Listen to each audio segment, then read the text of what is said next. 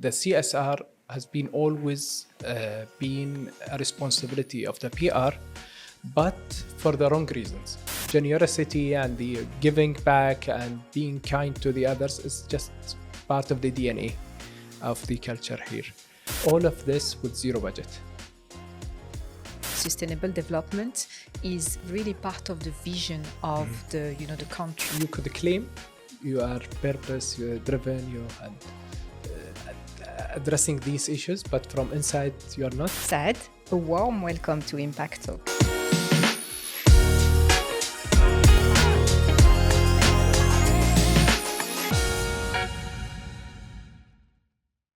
Hi, and welcome back to Impact Talk, the podcast redefining success in business. Today, I'm thrilled to welcome Saad AlRubaian. Saad is a chartered PR practitioner, advisor, and social entrepreneur with 17 years of experience across Kuwait, the UAE, and the UK.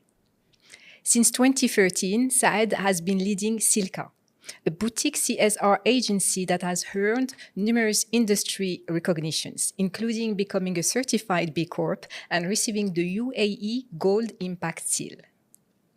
Saad also serves on multiple advisory and executive boards, including the UNDP Climate Communications Task Force and Young Arab Leaders. Additionally, he is a co-founder of several successful startups in the region, such as the leading co-working platform Let's Work, a production house, Studio Telfaz, and I2preneur, a hub for Kuwaiti entrepreneurs. Saad, a warm welcome to Impact Talk. Thank you, Nadine. Always a pleasure to meet you. And thank you for hosting me here. It's my pleasure. And I just said to you, we need the podcast to catch up now. Oh, yeah. I can't believe it. Yeah, finally, we made it. Yes. Saad, we have so much to talk about in this episode. But I really want to start by your background, because for me, it's very interesting. I mean, we've been knowing each other for a couple of years, and I really know you also for your expertise in PR and communication, but also the CSR element, corporate social responsibility, that you add to it. Yes. Can you tell us more about, the story that, came to combine those two expertise and also, start your boutique, agency CYLKA? Absolutely. I'm a PR practitioner. I work for the government, private sector, and non-profit sectors. So I've seen the profession from different perspectives. And what I've noticed through that journey, that the CSR has been always been a responsibility of the PR, but for the wrong reasons, which is obviously to support the marketing efforts, which is now being called the greenwashing, maybe. Yes. Or it's just to justify the end of year spending of the budget. So no matter what would be the CSR activity, no one is monitoring where this money has gone, or let's say the impact and the return of such investments. So that's something was not right when I've looked at it. And I was always wondering why the PR is taking the lead on this CSR function while it's not giving it the right, I would say, utilization. I'm also asking myself the same question, honestly. Oh, yeah. We see, still today, we see it a lot, driven by communication and marketing. That's right. Yeah. And that's supposed to be maybe the last mile. 100%, they have to be involved, but not leading. Exactly. Yeah. Unfortunately, I'm a communication practitioner, but I have to say it. Yeah. So that's maybe the main driver. CYLKA founded back in 2013, and the CSR as a standalone business activity have been added to our business back in 2016. I think we were one of the first companies who registered the CSR as a standalone business activity. Beside our communication activity. back in 2016. So since then, we were thinking to build a ready solutions and offer it to the companies. So we will look at their business objectives and we would propose to them solutions that has both a balance of business and social returns. We are not experts in the environmental aspect, so we focused on the S element from that time. And we have promoted our own product in financial literacy, which is called First Planet. It is a program targeting the young generation from 7 to 17 years old and teaching them the basics of personal finance in a very engaging and edutainment way. We thought that would be a great start to engage with the private sector and help them, especially the banks, for example, private schools, to take part on doing something to the community, which will bring back to them a clear social impact as well as commercial objectives. That was a great formula, and till date we are happy to run the financial literacy program for another year and years.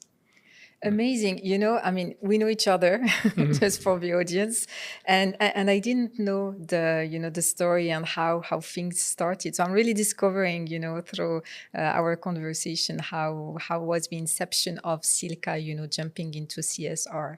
And it's very interesting because what you just said, it's sometimes when PR and communication they jump into sustainability initiatives, they do things that are completely unrelated to the business activity and to the real area where they can make an impact. So what you said about financial literacy and the bank, I mean, it just makes sense, how we can equip the younger generation. Absolutely. And it's still, in their, expertise. Yes. It's not something completely like charity, I would say, driven type of activity. That's 100% right, Nadine. The communication, by the end of the day, if you would like to look at it as parts, you have to have campaigning skills, stakeholder engagement, planning. You have to understand your audiences. You have to use the right message to the right audience in the right time. And all of these elements are very important to when you need to communicate the sustainability or CSR programs, including the financial literacy. So we actually use our tools and our expertise in the communication and try to make it more impactful within the sustainability and CSR fields. Amazing. And you said you started in 2016? 2013, the start of the company. 2016, we focused on that approach and we have renamed and rebranded the company. Speaking of that, CYLKA, it's an Arabic word, means behavior. We believe that the ultimate goal for the communication and CSR is to positively change or influence the behaviors of the humans and societies at large. Amazing. And how the market evolved since 2016, because now it's been quite a number of years. What's your view on the evolution of the market and the understanding of CSR? So it's very obvious that pre and post COVID era, this is the easiest way maybe to distinguish. Since 2020, after COVID specifically, and after the UAE have hosted the COP28 and all of these fast growing events and regulations as well, I think it's now a nationwide, specifically in the UAE movement. On that time, it was kind of a luxury. Now you have regulations maybe in somehow enforcing or at least encouraging the private sector to take part on the environmental and social elements. Before that, before COVID, I don't think we have something in place. It was all voluntarily And it was appreciated whenever you see any contribution from the private sector, but it was also distracted. Now I feel it is more regulated and streamlined, especially with the formation of number of private government sector entities, including Majra on federal level, Ma'an in Abu Dhabi, Jude in Dubai. They have another few entities who different perspective would regulate or oversee the social responsibility sector. Amazing. So it's going in the right direction. Yes, absolutely. Yeah. I have exactly the same feeling. Yeah, luckily in the right direction. But the challenge, I think, which is global, Nadine, everyone is in doubt that these activities and efforts would bring, I would say, enough results. Everyone in doubt now, for example, of reaching the SDGs in 5 years. So I think we are moving in the right direction, but not fast enough. Absolutely. I wanna learn more about your CSR campaigns and national initiatives, because you've done many the past year. So could you share a specific project or campaign from the region that highlights your impact and positive change? It is, the most recent campaign. It is very interesting campaign which we worked on in partnership with the UNDP, United Nations Development Program. It is a worldwide global campaign, and we have represented them within our region and specifically in the UAE. The campaign called With Our Kids.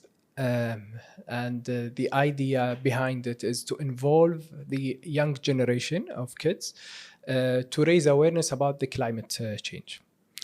And the best way to do that is to make them advocate for their future and their demands.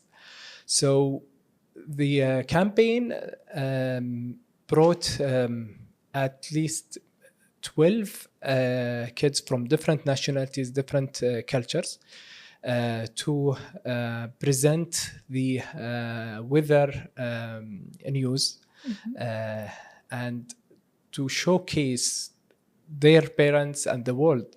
How would we live in 2050 if we, as their parents and the grown-ups, have left everything the same without any change? How the weather would be, how the food would get affected, the economies, tens of things will get affected. So you will visualize it in a video that would show you the future, fast forward, in a very sad yet tough tone by the kid, which calls every person to take an action, so they don't live their future that. They are telling us that you are now living one of the best, I would say, lifestyles when it comes to technology and easy of connectivity between countries and so on. But if you are living your way and enjoying your life now, you are making our future very bad. And you have to take action. The awareness is not enough. You have to take action. So by the end of the campaign, you have to sign on a pledge on how are you going to contribute as an individual. And at the same time, the UNDP is taking clear actions with the governments and different concerned international organizations to take their part on the awareness or putting together the right policies. This campaign, in a global level, have been designed and delivered by 45 communication experts and agencies around the world. If I'm not mistaken, we are the only one from the region. And why 45 different agencies? To make sure that there is a fair representation That's one. Secondly, because the campaign have been launched at the same time in 65 countries. So you have to use the right messaging. You have to know the media. You have to work with the influencers. You have to make sure to localize your campaign. And that's why we have worked together as a task force to design, to co-design and co-deliver the campaign under the umbrella of the UNDP. According to the numbers and reports that we got, that's, I'm sure it's changed now, but at least the campaign get exposed and reached by 3.7 billion people around the world. Oh, wow. And it's became one, if not the largest awareness campaigns on the climate change around the world. Again, that's not enough. The momentum is still going on. The campaign launched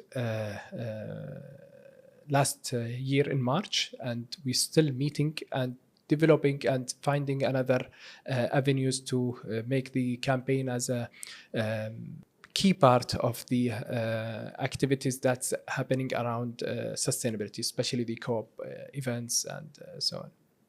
This is an amazing project, Saad. It must have been very exciting to work on this project. It is indeed, How was the overall experience for you?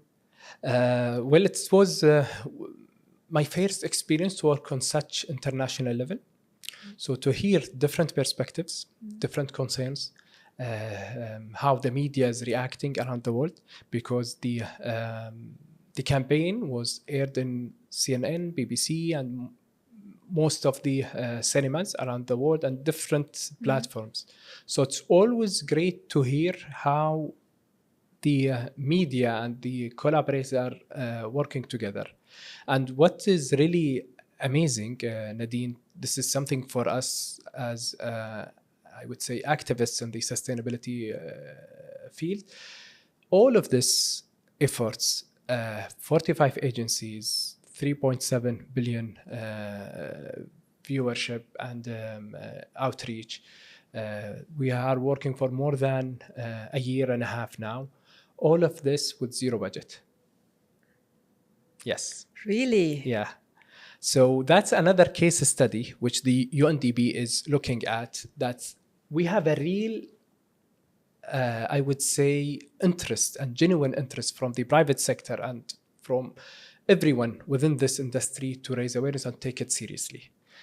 No one will give you their time, their expertise, their connections, and their even sometimes will bring some sponsorships for you, or even to apply for awards and so on. All of this efforts for such a long time in a zero budget, unless they believe in that cause. So when you say zero budget, all the people and agencies that were involved did not get paid, basically? No.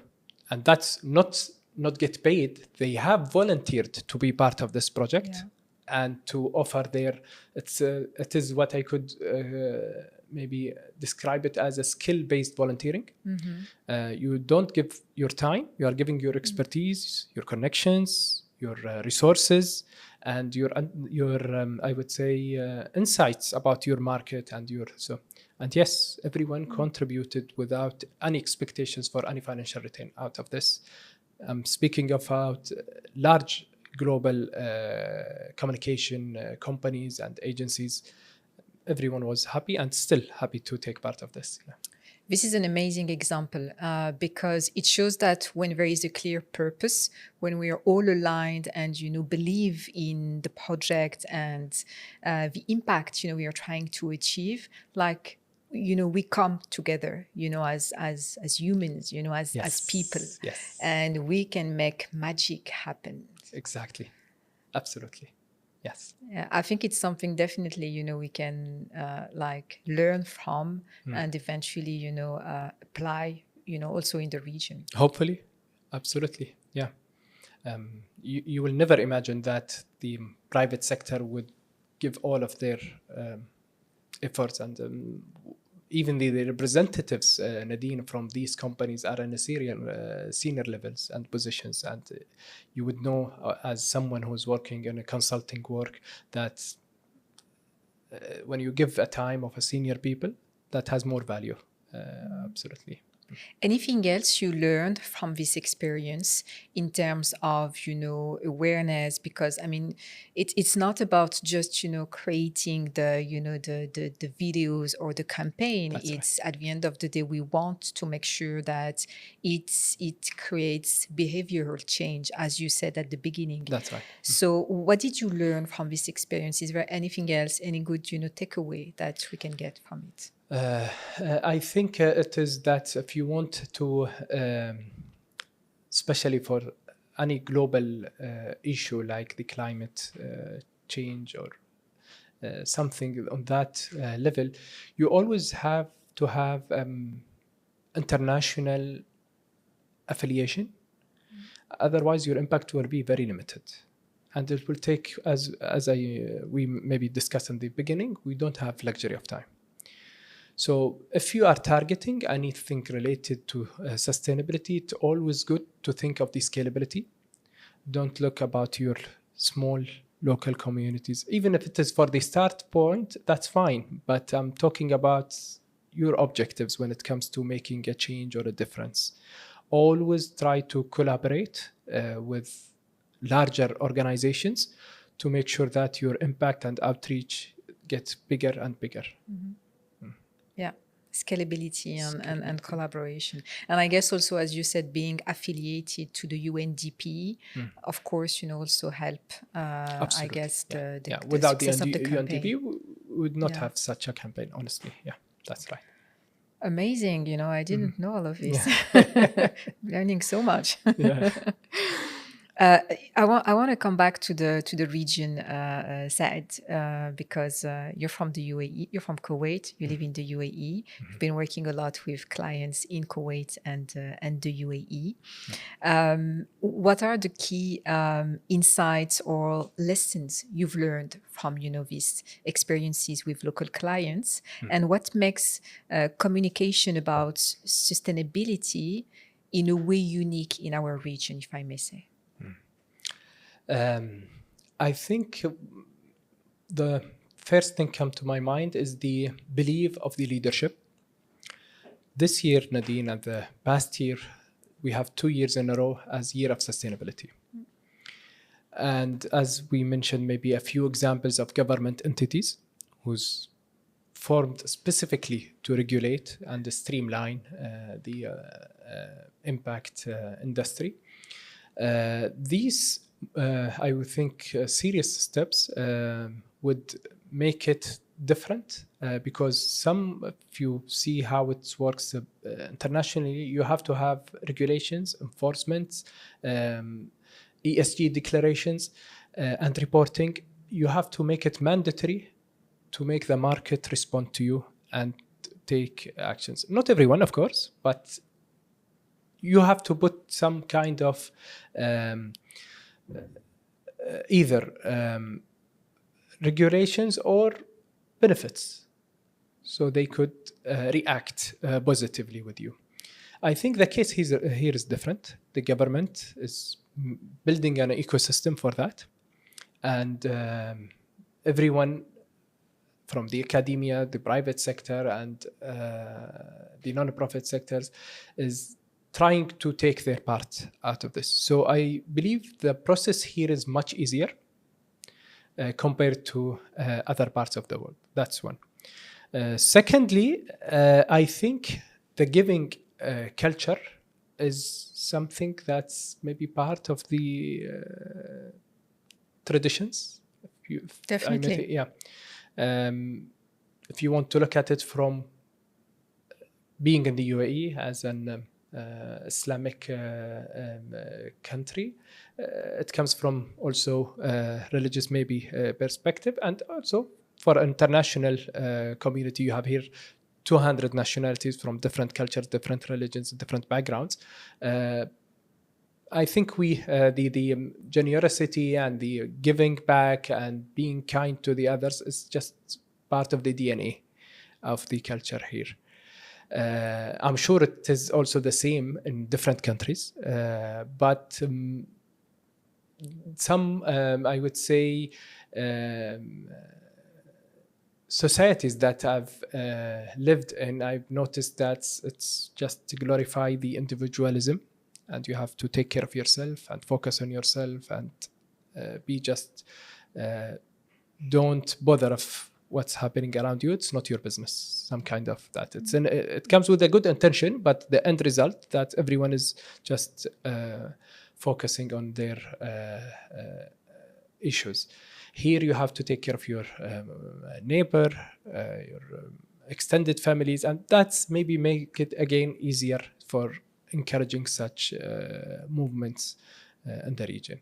But the downside of this, Nadine, because the government is taking the initiative, I think it's making it difficult for us as individuals to be proactive, because we are waiting what will be the next big thing from the government and react to it. This year's year of sustainability, yes, we will do something for sustainability. But if next year something else about AI, year of AI, we'll all go that direction. The government entities will organize their events, and the private sector will try to find business opportunities in that direction, and everyone will just shift the focus. And that's worrying, honestly, because that has to be a long life direction, and it's not a seasonal, I would say, campaign or movement. I'm not sure if I do agree with all what you just said, Saad. I'm not sure if it's the government, or it's also the interpretation or the easiness of jumping on the latest trendy topic. You mentioned AI, because I believe what's for me growing up in the West and living for the past 6 years in the UAE and learning about the GCC and the Middle East is the vision. Because it's more than just, I think we make it perhaps a bit simpler, but it's part of the vision. Sustainable development is, from my perspective, really part of the vision of the country. Whether it is just recently there was an announcement about the 20-minute city in Dubai. Yes. And I just said, our lifestyle is going to completely change. Absolutely. Because we have to adapt, we have to evolve, we have to change our cities. Yeah. So I believe it's, again, to what you said at the beginning, it's, let's jump on the hype of, what's going on this year, instead of thinking no, but actually, if we really look, there is a clear vision. There is a very clear vision. Yeah. I hope so.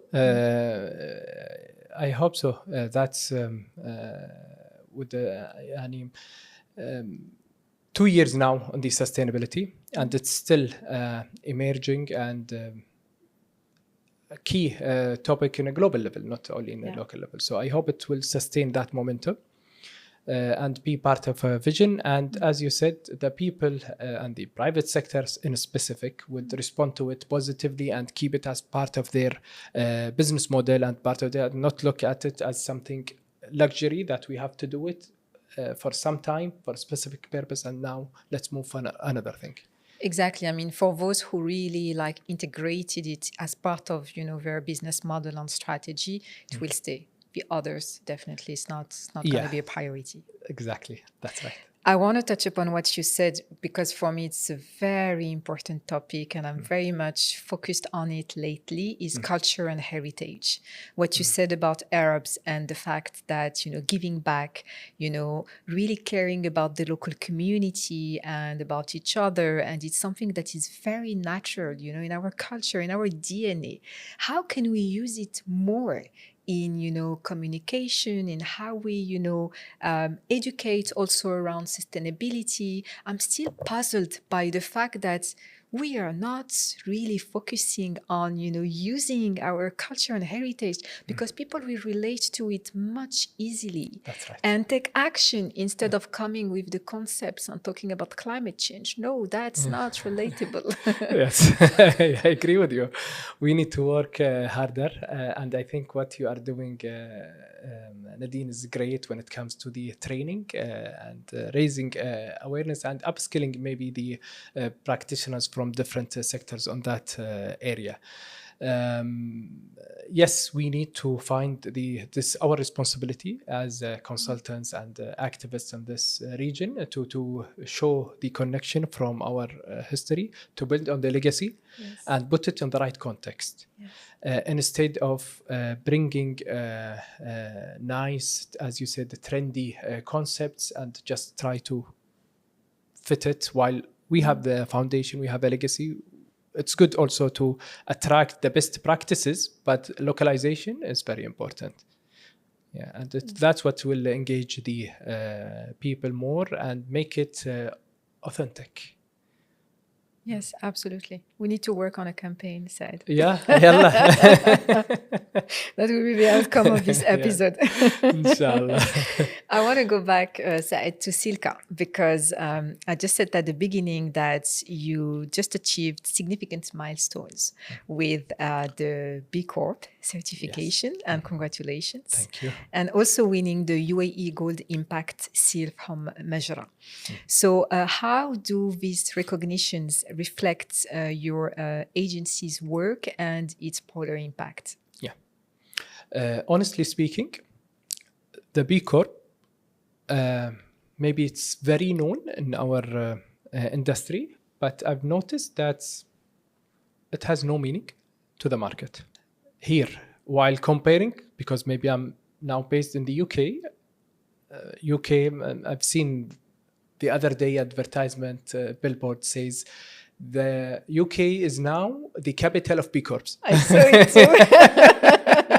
too. Which makes sense because every single product in the supermarket, or most of the products and the shops, my kids now started to notice because I told them CYLKA is a B Corp, and they feel connected in somehow with every single B Corp. They would like to buy anything with B Corp, starting from water to snacks and anything. They just get connected with that B stamp. So I feel we still behind when it comes to the awareness about the importance of these recognitions, and I feel the positioning of the B Lab when we got that B Corp, I'm sure because you got the same and got the same messaging that how to announce about it, the guidelines on how to announce it. It is not an achievement, but it's a commitment. And this is great positioning, honestly, Nadine. So that's why maybe it's one of many other reasons that we did not maybe celebrate about it. We got it maybe almost 2 years now, but we took it seriously, the guidelines, and we thought, yes, that makes sense because it would assess 5 factors, and all of these, I would say, factors would look at your internal business and its relationship with its stakeholders. So going back to our region and these recognitions, I would say the B Corp is not yet positioned in the right, deserved way that it should be compared to Europe and UK in specific. The impact seal has the same thing, but what was actually rewarding for us, that's the criteria that's been applied for Emirates Airlines, Etisalat, Citibank have been applied on us as a small boutique agency, and we ended up being in a gold tier. This is good for us to know that we are on the right track. And we need to do more to be in a better position and to maintain that, I would say, compliance with the ESG and sustainability standards.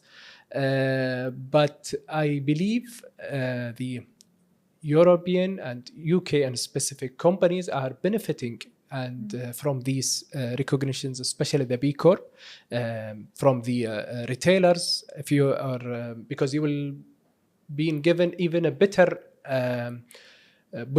positions and placement on the supermarket, for example, and they would prefer to work with you and giving you advantage and preference in comparison to any other traditional business. But here I haven't honestly seen anything extraordinary, I would say. Same on my side. Very unfortunately, so we are also a B Corp, MENA Impact. Yes. We just got our certification back in August. I mean, same excitement as you. I mean, we know the work that we have to do to, and the commitment. I really love the word, commitment to, becoming a responsible business and being very transparent about our impact and operations and practices.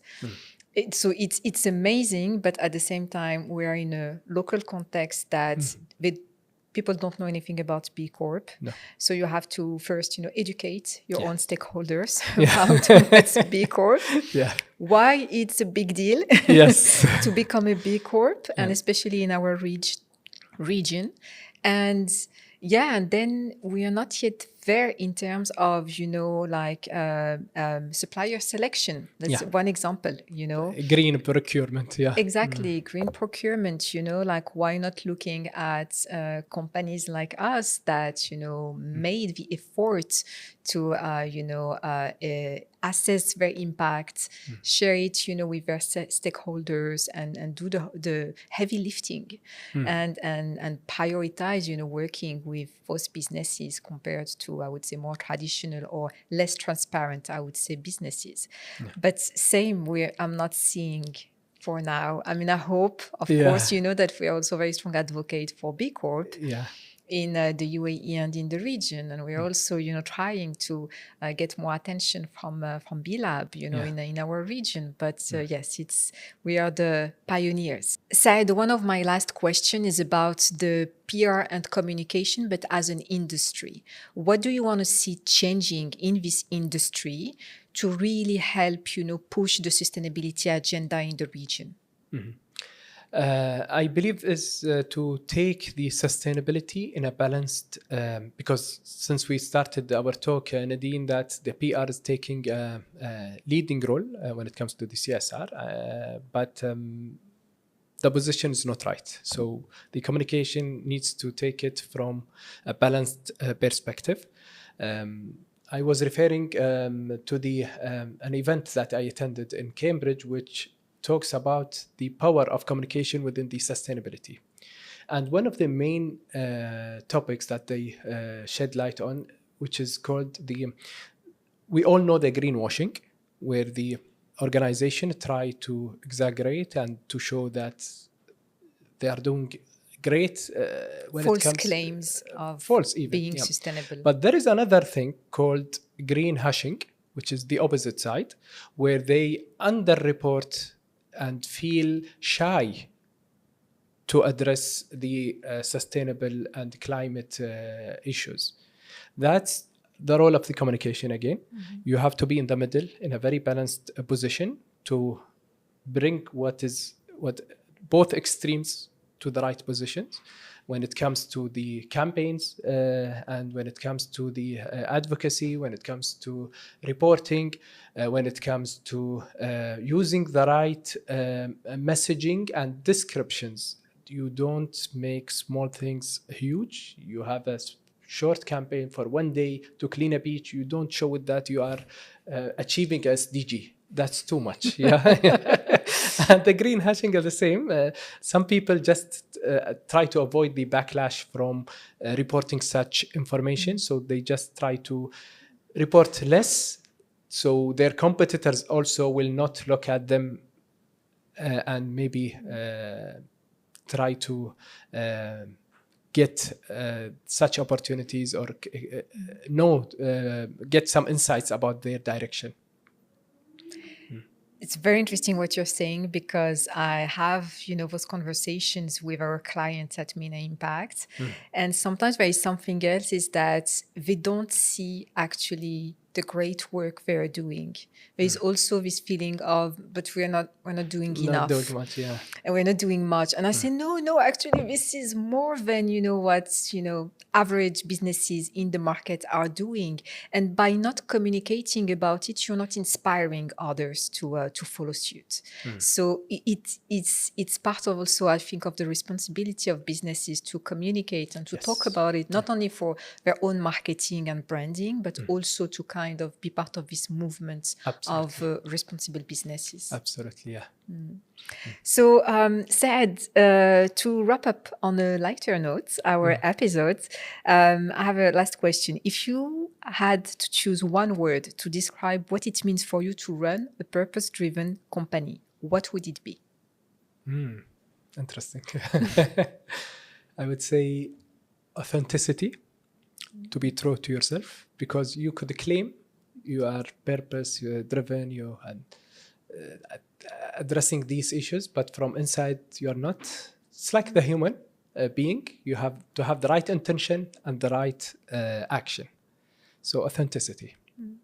And I think it's very clear from the conversation and having you, you know, on the studio right now, that you're very authentic and very aligned between, you know, what you do, the work you do, your values, and how you do business. Thank you so much, Saad. It was an amazing, you know, conversation. Thanks a lot for sharing, you know, all your insights and learnings, and we still need to do this campaign together. Sure, absolutely. Thank you so much, Nadine, for hosting me. It was a really interesting conversation, and I hope your listeners also will enjoy it. Thank you so much. And thanks to you for tuning in until the end. So please don't forget to subscribe to our YouTube channel, but also on podcast platforms. We are on Podio, on Anrami, on Spotify, on Apple Podcasts. Choose your platform, choose your format, and also comment and subscribe. We'd love to hear from you and what you think about this episode with Saad. And stay tuned for the upcoming episode.